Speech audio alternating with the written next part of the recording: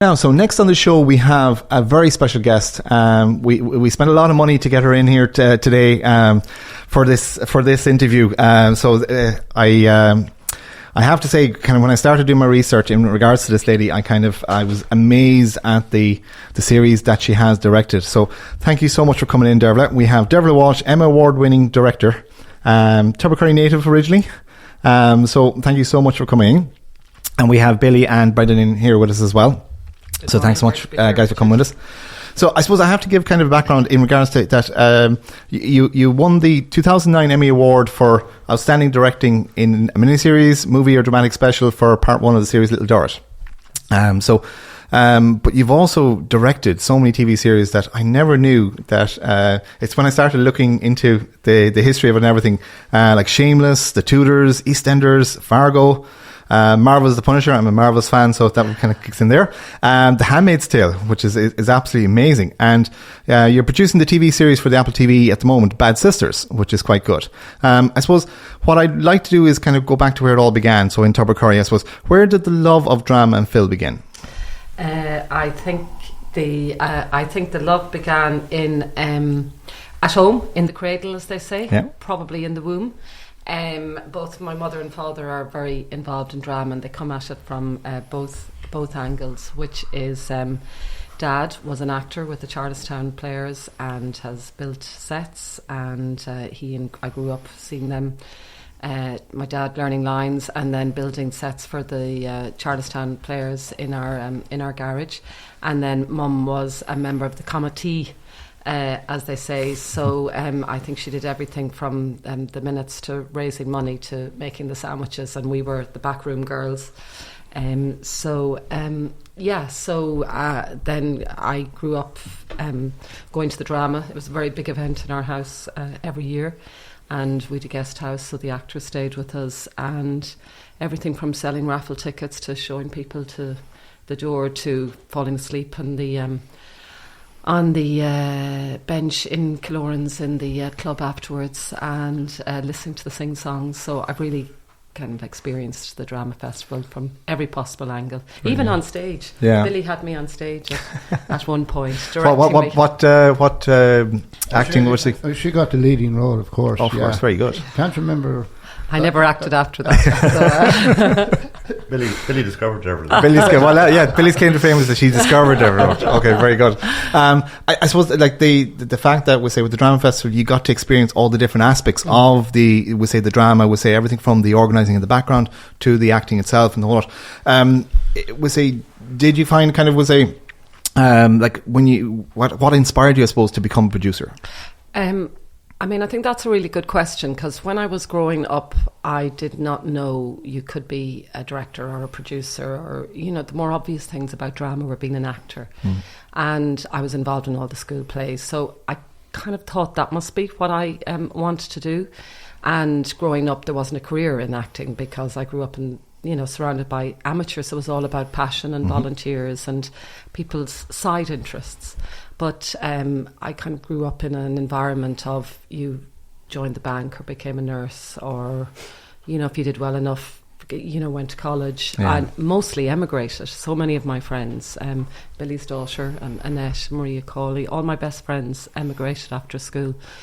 And certainly there was not considered to be a career in the arts. And so I knew what I didn't want to do, and I ended up on this course, Communications, which was a very new course at the moment. At the time, that was in 1985, and the joke even in the course was, what do you ask a communications graduate? And it's a large Big Mac and 2 large fries. So I mean, it just kind of goes to show how different the how the world has changed. And in there, I studied film and TV and radio and photography and PR. So it was a very broad course. And I think the turning point happened in my second year in my student placement, when I did a placement in RTE. And I was working on a show where there had just been a new director, this woman called Anita Notaro. We went on to become best friends. And she was the first woman I saw in such a position of creative power. And I loved what she did, and I went, oh my gosh, she can.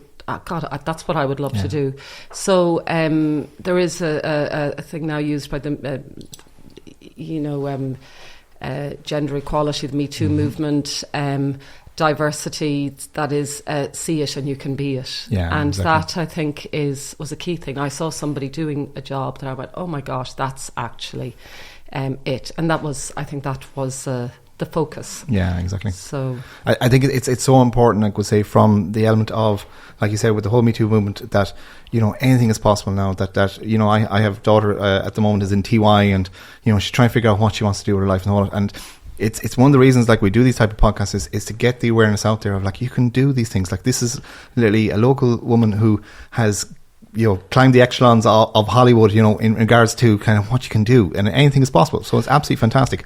But the one thing I find is that the passion, we say, with local acting, it comes across, like, it really does help people kind of see that it's not just about the money, it's about literally the passion in the art. I think it's so key, all those extracurricular activities in school, and the commitment of teachers, but also the community and parents, and the people who give up their time freely, that so many communities and by extension societies in Ireland benefit and are dependent and of all of that work that happens at grassroots level, because that's definitely the key thing for me. I grew up in 1/2 channel land. To go to the cinema was a really special event, like we went for my brother's confirmation, and so it's not like now where people are steeped. You can have anything at the touch of a button. But even now that you can have anything at touch the button, things don't happen just happen just because you're looking at them. I mean, I was speaking at a TY Careers and Screen Day in Dublin on Wednesday. So I was speaking to like 400 or 500 16, 17-year-olds, and we had Breen Gleeson and Peter, who played Ben in Bad Sisters, and I got the kids who played the role, Sasha Quinn, who is from Spiddle in Galway, and Katie from Selbridge, and Connor, who was our Down syndrome character.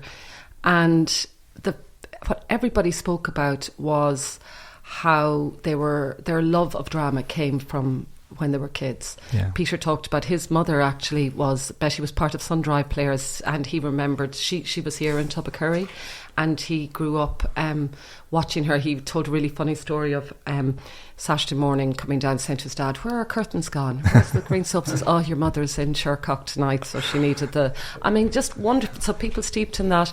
Breen the same, and they also talked about in college, joining the Drama Society and the Film Society. So the real message to TY students was there are so many different jobs. If you look at the credits and you wonder, what are all of those? I mean, how does it take so many people? Yeah. People associate often the arts with very outgoing, funny, kind of more boisterous, exactly. overt characters. But the role of props, the graphics, editor, which is a person sitting in a room by themselves, working off, if you've an interest in IT. So there are so many, and there's so many roles to play in the business, but they all have to come from a love of storytelling, or a love of having a story to tell, and that everybody's story matters. Yeah, exactly. So that definitely came from growing up in Tubbacurry, because everybody's story did matter, exactly. And everybody had a story, and I think that's a very key thing, because people never say what they mean. What people are thinking and what people don't say, and secrets and lies are what make interesting dramatic stories. I think it's even like we say normal people, we say they were shot here in Tubbacurry a little bit as well. Like, it really kind of opened people's eyes to kind of Irish film, like we say, an Irish culture in the background. So I think, and also that you don't have to be a hero, or you don't have to be wealthy, or you don't have to be. Sometimes the stories, the ordinary stories from people, stories from people's ordinary lives can be extraordinary. Yeah, and exactly. I loved that it was set here in Tubber, and about school kids, a couple of characters that nothing seemed to happen in their lives, and of course everything happens in your life at that age. That's kind of the level of boredom and how much I want to get out of here, and then you spend your life going elsewhere just to come back. And I think that's very much my story as well, about wanting to travel and see the world, but no matter where I am in the world, I always come back home here to kind of, I don't know, feel your heartbeat. Yeah, absolutely. I suppose I have to ask you, say, what has been your favourite project so far in your career? Gosh, I think that's hard, because there's always something about everything that is that you love. But 2 or 3 stand out. I mean, Little Dorrit was a wonderful experience because it was Dickens, great British institution of Dickens, and what can I, as an Irish person, bring to that.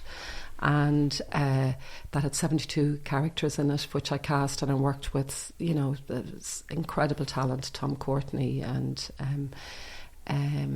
Claire Foy's second role, and she's gone on to be so great. With comedy actors. So that was an incredible experience. It was nerve-wracking and fantastic, and I learned a lot and loved that. I would also have to say, working on the tiny story that was Roald Dahl's Ezio Trot, which is tortoise spelt backwards, and yesterday was World Books Day, and I had my godchild and niece on to me this morning and sending me notes. Her friend picked Ezio Trot as her book, and she was able to, I don't think she even knew, her father proudly said, your auntie, when they watched, and that had Judi Dench and Judi Dench and Dustin Hoffman. I don't know, people might have heard of him in that, which was an amazing experience to work with such incredible talent. And then I have to say that I really enjoyed the series I've just finished, that you said was quite good. Yes, exactly. I've started watching it because I have Apple TV, and I was looking through it, and I was kind of across like Bad Sisters, and I was like, hold on, this is Irish. It's Irish characters as well, and it's like so well kind of.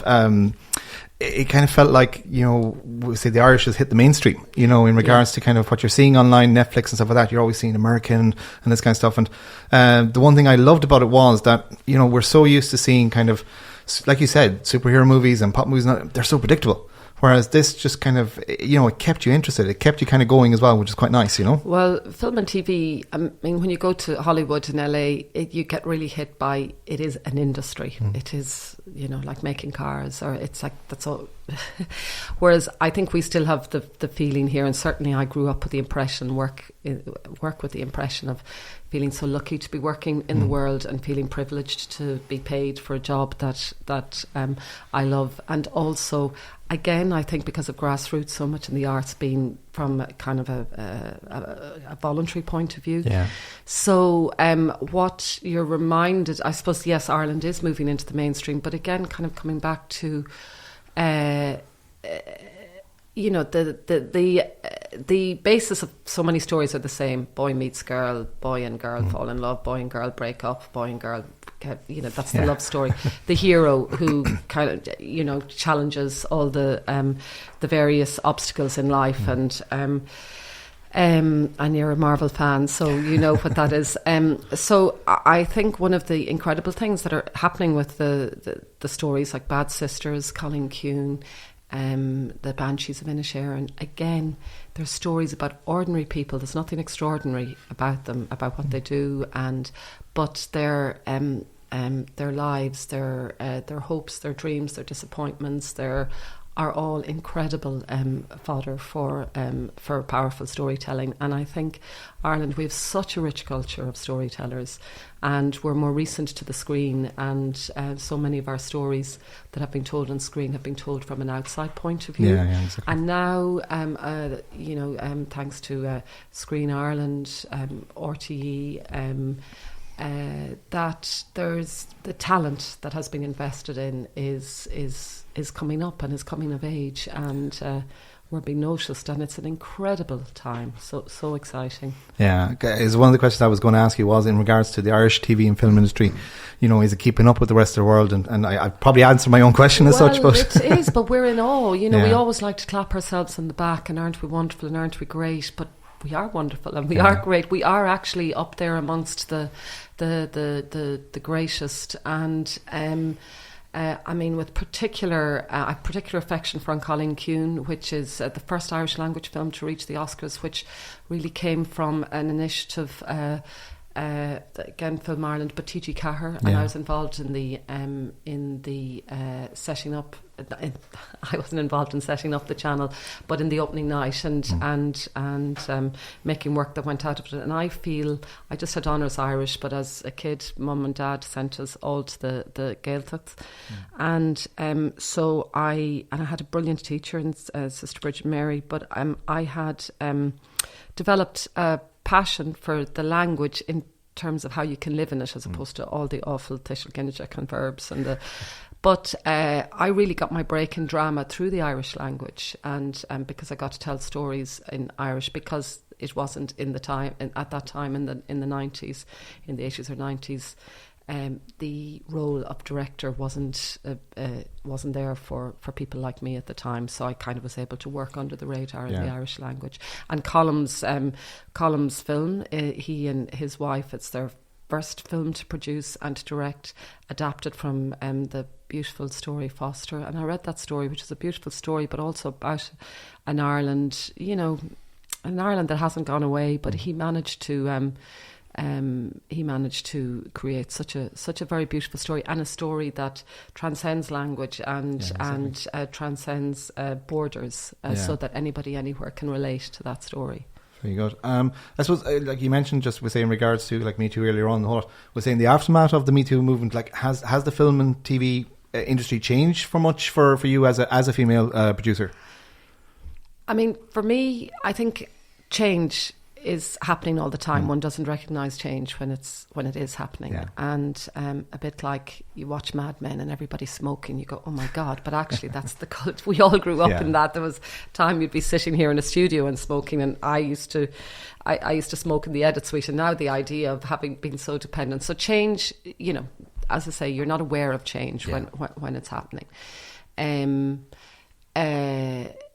Equal opportunities, the impact of the Me Too movement, all is affecting change. I mean, I kind of joke a little that women are the new black, but I've been around for quite a while. So I'd like to think that, in spite of, the very the glass ceiling and the low-lying one, I managed, with the help of others, to kind of see through it. And that's where I would credit people like Anisha Notaro. I would credit people like my mother, who never took no for an answer. And a lot of people that I've met along the way for just chipping away. And now people have rights within work, and it is not acceptable to bully people. Of course, there'll always be bias. There's bias no matter what: gender bias, racial bias, sexual bias, all of the time. I suppose we make those choices, but I think being more aware of them, and we have responsibilities. Any of us in positions of power have responsibilities to think outside the box. To think, when it says 3 men and a dog walk down the road, well, could 2 of them be women, and could the dog be a cat? Or exactly. To constantly question and think of ways that everything on screen has an impact and affects people's consciousness and how they see the world. And even last night, I was down in Super Value, and looking around the shoppers and up and down the aisles was a different profile to when I was growing up. And I think that's really exciting, and it's all about respecting the individual and creating a community. And I think that's a constant symbiotic relationship that we have to think about all the time in our lives, and we have to think about in stories and in how we make stories. Very good. I suppose I have to ask that question of what are you most looking forward to when you're over in the US and you kind of come back to Ireland? What's the thing that you want first? I think you always want your mother's cooking, but that's not. I'm lucky enough that I have a partner that had, and a stepson who. The comfort of home. That's kind of the tangible comfort of home, that you feel home, and it's amazing how the taste buds or the simplicity of that. And I mean, I think the first thing I always do is, like E.T., phone home and check in. And I'm lucky enough still. my dad is alive and well and kicking on the Ballymote Road and will be there tonight at the tender age of 82, showing people to their seats. If they want to sit on the right, he won't see it if it's on the left. But friends and family are, to me, the most important aspect of my life, and that they're the sort of stories I'm drawn to. I'm really drawn to telling stories about family and the dysfunction of family.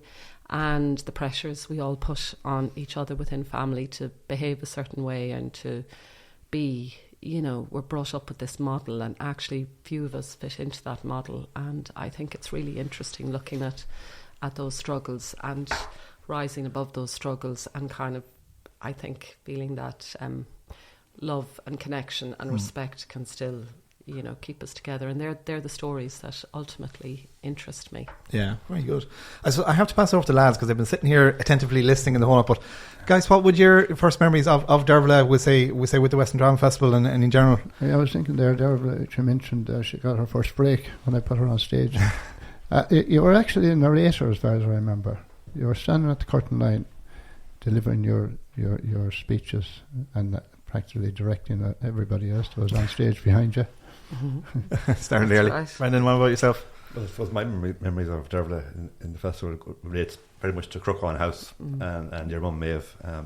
Maeve was for many years the heartbeat of the festival, and your house was. That was where most of the groups used to stay on the après festival. The après festival. The après festival. Absolutely. Yeah.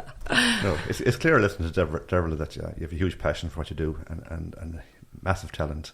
And we're very proud here in Tubbercurry in South Sligo that this had its genesis here. Yeah, absolutely. I feel proud to be part of that, and just to be mindful and just reminding people that everything is possible, and what you study both in school but outside school are important. I'm working with an editor at the moment. I've just finished a drama that I was shooting in Japan.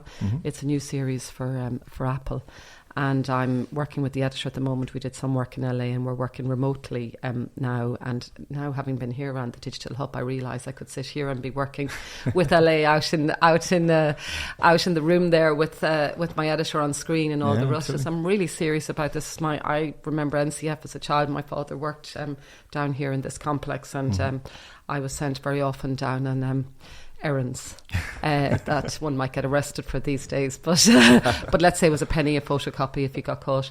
Down here. But she told me, my editor told me the story about how she got involved in editing, and she said that Harry Potter was her favourite film growing up, and she was watching the DVD extras when she was 15.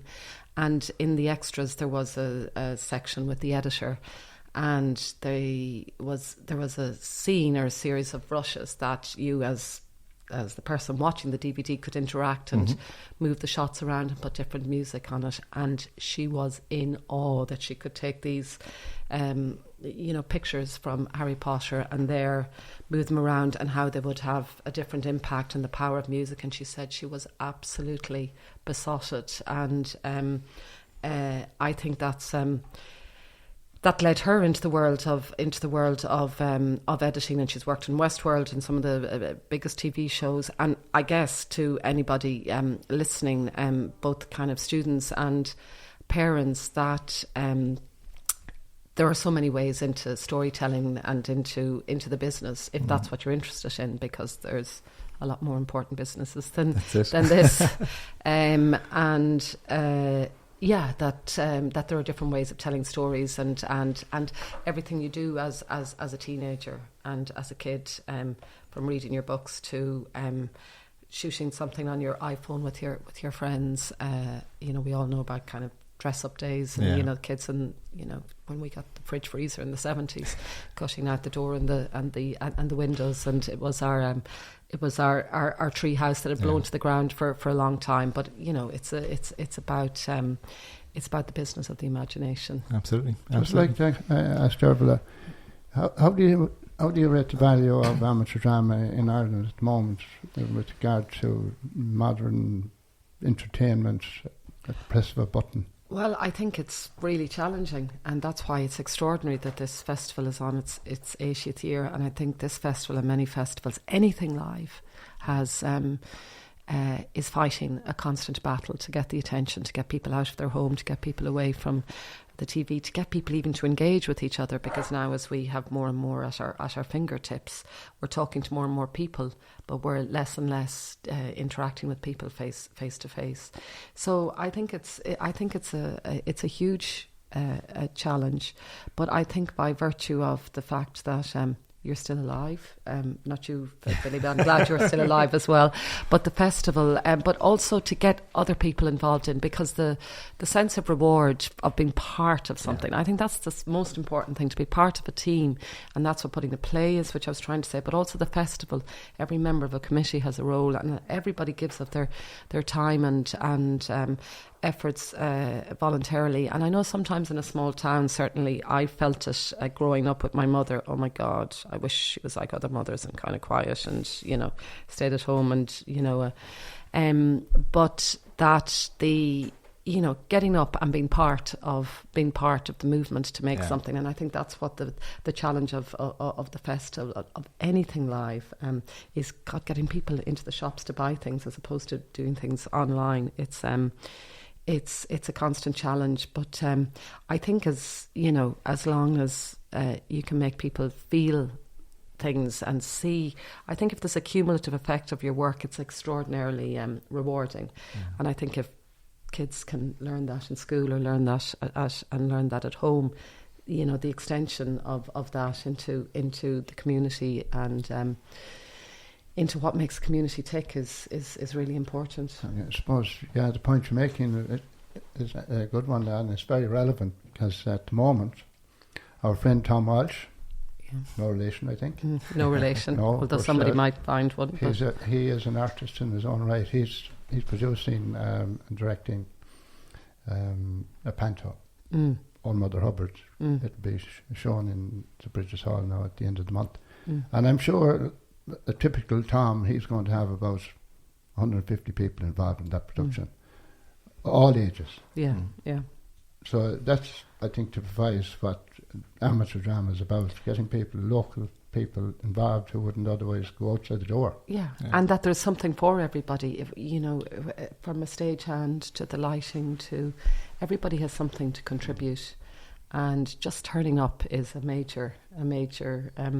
We all know the sports analogy. It's great to be the goal scorer and the captain and the hero, but there's a bunch of kids that are on the sidelines hoping they'll get picked. But and it's such a commitment on their part to turn up as well, because everybody can't be the hero, but it takes an army to. I mean, I always say I'm on the, I'm held up on the shoulders of giants, and it takes an army to make something happen. Absolutely.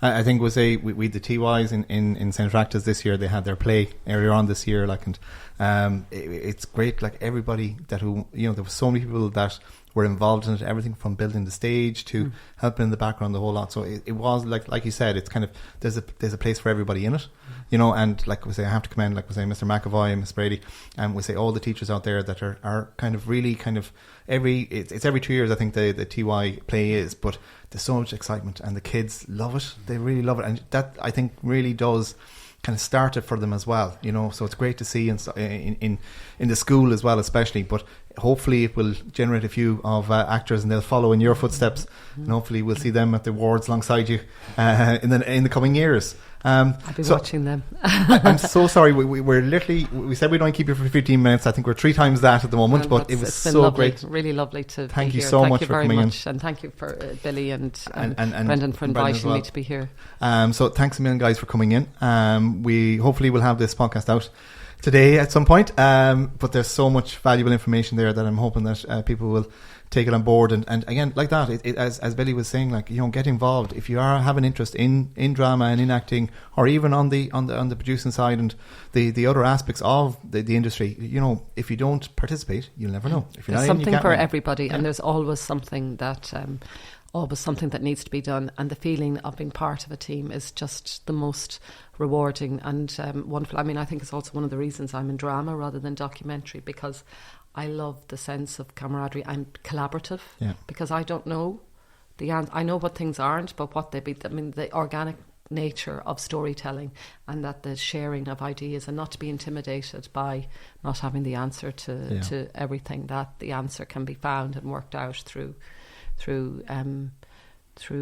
cooperation and team, and also living in a period of uncertainty or the insecurity of not having an answer can be overwhelming and paralyze you, but just to be in that feeling and have faith. I mean, I use this analogy or this phrase all the time: the process exists because the process works. Trust the process. Yeah. So when you're like, oh my God, what do I do next? It's just time, just committing to being in the moment of problem solving, and you for your exams at school. It's not about getting the right answer, it's showing how you got to where the answer, and there's lots of points along the way, and it is about, it's also just the hard work of doing the work, of showing absolutely. Up and committing. Yeah. Well, listen, thank you so much for coming along, and hopefully we'll see you quite soon on the big screen at one of the award ceremonies over the next few years. Thank you very much for coming. Thanks, Richard.